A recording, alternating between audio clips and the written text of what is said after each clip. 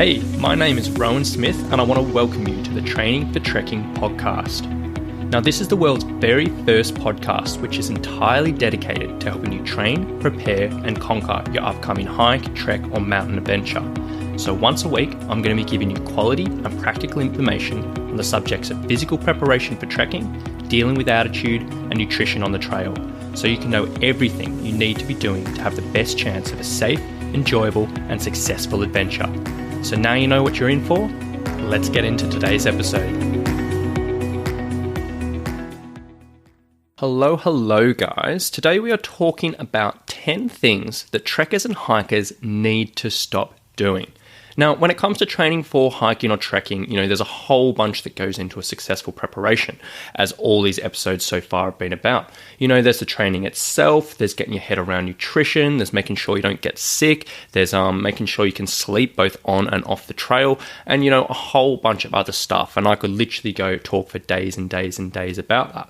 But on top of all this, there's a whole bunch of different things which I see sort of over and over and over again in the amateur adventure world, and which is actually detrimental to your training, to your hiking, and your long-term success. So today I'm going to be talking you through 10 of these things which I see all the time. I'm going to be explaining why it's an issue and what you can be doing instead. So let's get right into it. So number one, which trekkers and hikers need to stop doing, is stop pretending it will sort itself out. Now, what I mean by this is almost every single hiker, trekker, mountaineer, backpacker, or whatever out there knows there is something in their body or in their preparation which is not 100% right while they're either training or on the trail. However, they tend to just ignore it and just hope it's going to sort itself out. Now, for example, this is really common with foot pain, and people might hit the trail after a few hours, they might start getting sore in their feet, might get a little bit achy, but then it'll get off the trail and within a day or two, it'll more or less be feeling fine. Now, obviously, that's something you can live with. It's not going to be like absolutely ruining your life. However, it's never going to sort itself out if you don't do something about it. And as opposed to it getting better, more than likely over time, that's going to get worse and worse and worse. It's going to impact you more and more on the trail. And eventually, it's going to be something that might potentially sideline you. So please, if you have something like that, just don't think it's going to sort itself out. Take some positive and proactive steps to sort it out. Another common example is like getting fatigued. So there's a whole bunch of hikers out there that they'll hit a certain point on the trail, whether it's, 3 hours, 5 hours, 10 hours, whatever on the trail. And they'll just hit this point where they're just like, oh, you know what? I'm absolutely knackered and I don't really want to keep on hiking past this. And while that's not that big an issue when you're, just doing your training hikes or just doing your weekend walking, if you have a significant trek in your sights and you know that you're getting tired regularly at a certain hour point, which is well short of what you're going to be doing on the trek, please just don't think you're going to be fine on the trek. Sure, you can get yourself in a mental state and you can push yourself through when necessary, but there's so many people that drop out for treks because they just get physically exhausted. And if you're aware that you are getting exhausted before you go, you need to be doing things to sort that out. And the same goes for, if you struggle with a loaded pack and if the idea of just putting 15 kilos on your back or whatever absolutely fills you with dread, and every time that you step out on the trail, you really struggle with it, but then you also have a big adventure in your sights which is going to, involve a loaded pack and you are definitely not prepared for that, just don't ignore it. Don't think you're going to be fine on the trail when you actually head off. Take the steps beforehand and just don't even think that it's going to sort itself out on the trail, because it's not. So that is number one. Stop pretending it will sort itself out, and that's probably the single most important one I'm going to be talking about today. Now, number two is stop ignoring your recovery. Now, recovery is so important, and when you're doing your training and also when you're hiking, what you do after your workouts and on your off days really do contribute to your long-term training success and also your hiking success. So things like looking after your sleep, doing a little bit of active recovery, doing some foam rolling or some yoga, following stress reduction techniques, all of these little bits and pieces really do add up. And if you're not following a plan for your recovery or doing proactively working on that throughout either your training or sort of your days off and your nights off on the trail, I really highly recommend it because it makes such a massive difference in the long term. Number three is stop doing other people's workouts. Now, this is something I see all the time. Now, if you're a hiker or trekker or mountaineer, you're not a marathon runner. You're not a bodybuilder. You're not just some weekend warrior who's wanting to get fit and tone up. So please, why would you train like one? As a hiker, you deserve a specific hiking training plan, something that caters the specific demands of the trail and of the particular sport. There's so many people who think, hey, if I just get fit for running, I'm going to be fine on the trail. It might help and it might be good general fitness, but it's not specific, and there are going to be certain elements that are going to miss out. The same for if you're trying to get strong and you're just downloading random workouts off the internet. Like 99% of stuff that you find on the internet is written either for bodybuilders or is adapted from bodybuilding workouts. And as a hiker or trekker, you've got no business doing that type of training. It's, not going to be incredibly beneficial for you. Sure, you might get a little bit stronger, but there's so much better ways of spending your time.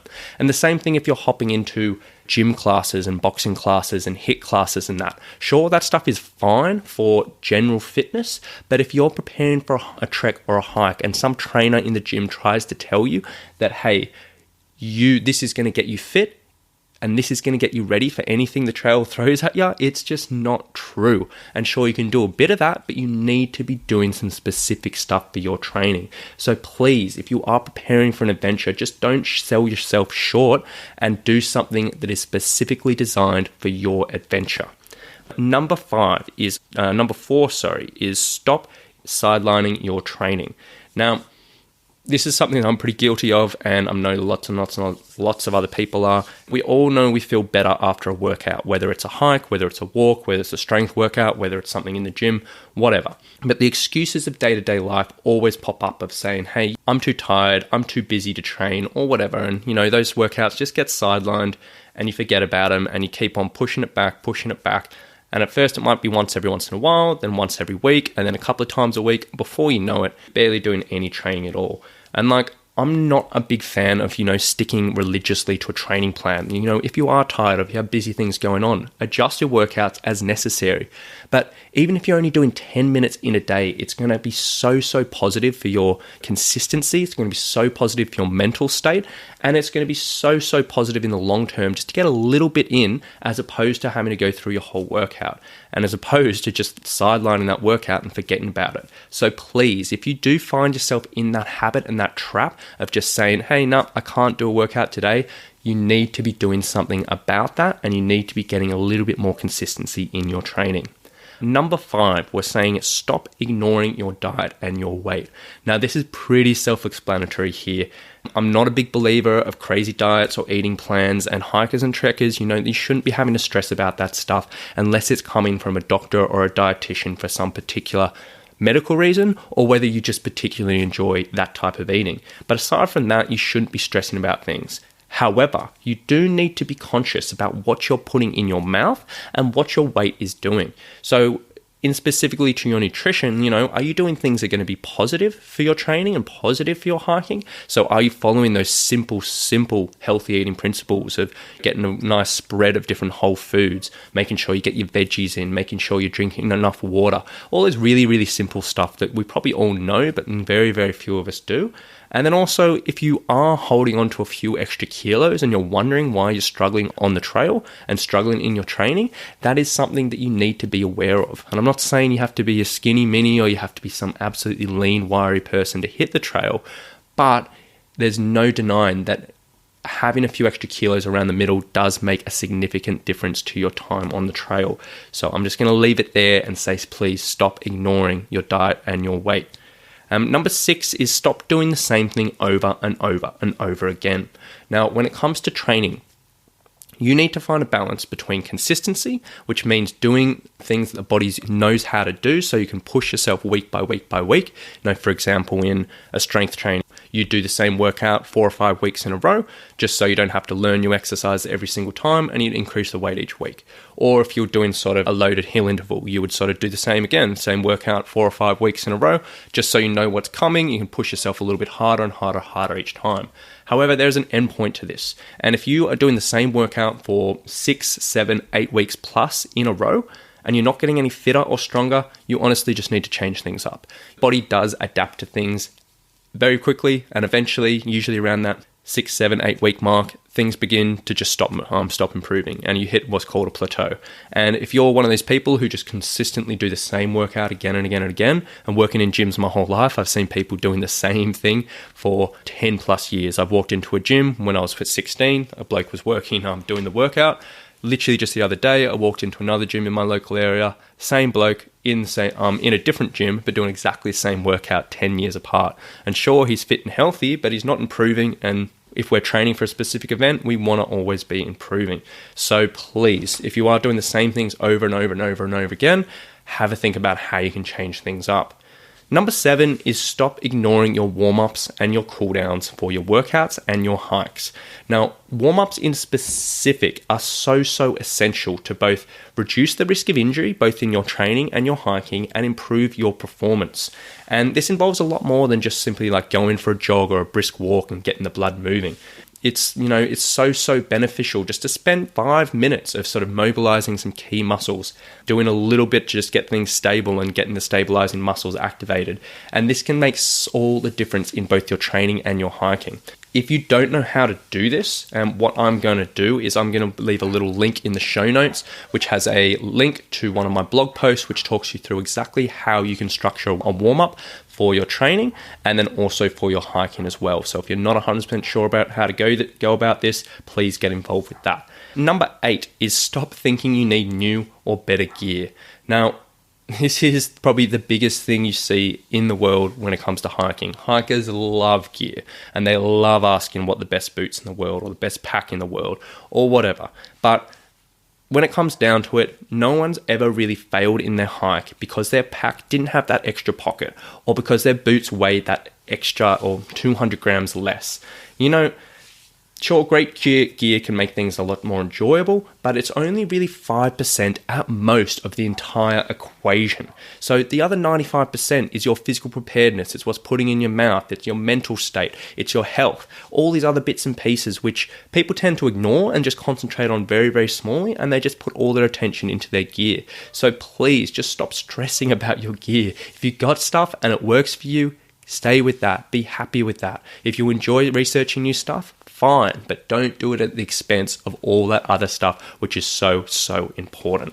Following on from that, number 9 is stop asking for advice in the wrong places. And specifically what I mean about this is if you have a particular issue, whether it's some type of pain, whether it's some type of gear issue, whether it's some type of training issue, probably the worst place you can go to ask advice for is on Facebook groups or forums. The people who are replying to that 99% of the time just don't have any idea what they're talking about. If you need advice, talk to someone who is an expert in the area. If you have foot pain, talk to a podiatrist. If you have back pain, talk to a physio. If you need help with physical preparation, talk to a personal trainer or strength and conditioning coach.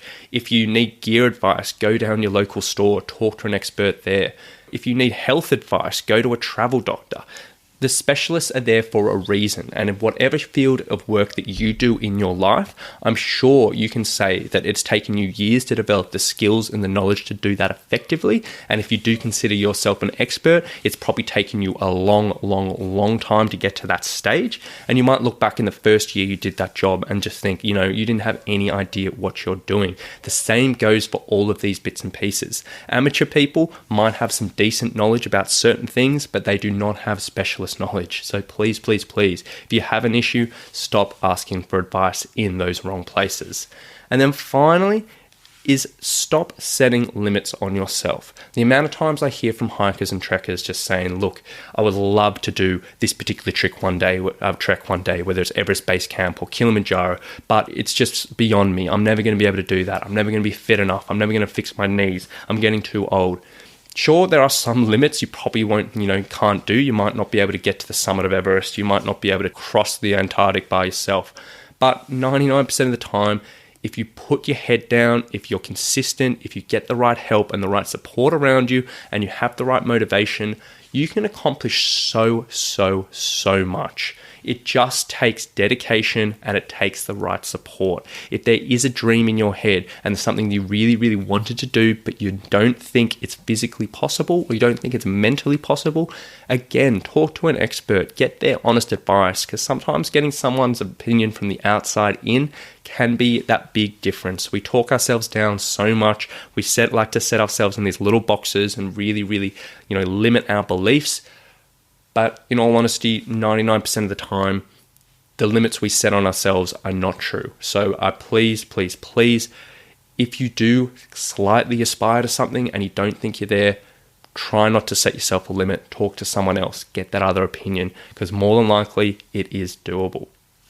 So I'm going to leave it there, guys. I hope you've enjoyed that episode today. I hope you got a little bit of information out there. If anything, as always, wasn't clear, please do reach out to me, rowan@summitstrength.com.au. I love to hear people who listen to the podcast. I love to answer questions, so please do let me know. And if you have been enjoying these episodes, as always, I would absolutely love if you can leave me a 5-star review on iTunes and also share this podcast with another hiker or trekker.